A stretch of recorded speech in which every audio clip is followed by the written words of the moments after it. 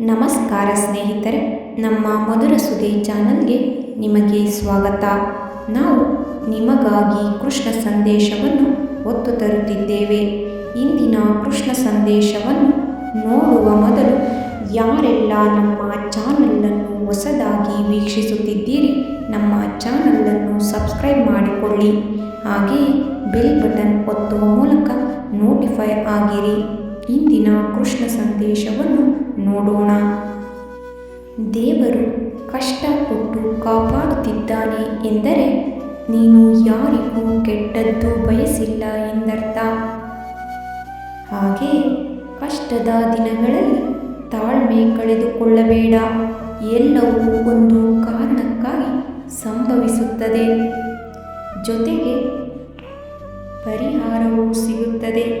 ಆತಂಕ ಪಡುವ ಅಗತ್ಯವಿಲ್ಲ. ಸಹನೆ ಇದ್ದರೆ ಸಮಯವೂ ಕೂಡ ಸಹಕರಿಸುತ್ತದೆ. ಸಹನೆ ಕಳೆದುಕೊಂಡರೆ ಸಮಯವೇ ಸಮಸ್ಯೆಯನ್ನು ನೀಡುತ್ತದೆ.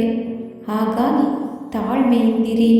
ನಿಮಗೆ ಜೀವನದ ಎಲ್ಲ ಬಾಗಿಲುಗಳು ಮುಚ್ಚಿ ಹೋಗಿ ಭಯ ಆವರಿಸಿಕೊಂಡಿದೆ ಎನಿಸಿದರೆ ನನ್ನ ಜೊತೆ ಭಗವಂತ ಇದ್ದಾನೆ ಎಂದುಕೊಳ್ಳಿ. ಆಗ ಸಮಸ್ಯೆಗಳು ತಾನಾಗಿಯೇ ಪರಿಹಾರ ಆಗುತ್ತದೆ. ಯಾವುದಕ್ಕೂ ಭಯಪಡುವ ಅವಶ್ಯಕತೆ ಇಲ್ಲ.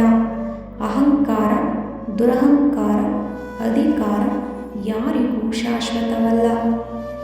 ಅದು ಕೇವಲ ಸಮಯವಿದ್ದಾಗ ಮಾತ್ರ. ಹಾಗಾಗಿ ಸಾಮಾನ್ಯರಂತೆ ಬದುಕಿ, ಸಿರಿತನವಿದ್ದಾಗ ಹಿಗ್ಗದೆ, ಬಡತನ ಬಂದಾಗ ಕುಗ್ಗದೆ ಸಾಮಾನ್ಯರಂತೆ ಬದುಕಿ. ಭಗವಂತ ಜೊತೆಗಿದ್ದಾನೆ. ಧನ್ಯವಾದಗಳು.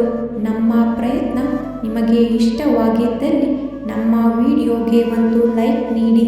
ಹಾಗೆಯೇ ನಮ್ಮ ಚಾನಲನ್ನು ಸಬ್ಸ್ಕ್ರೈಬ್ ಮಾಡಿಕೊಳ್ಳಿ.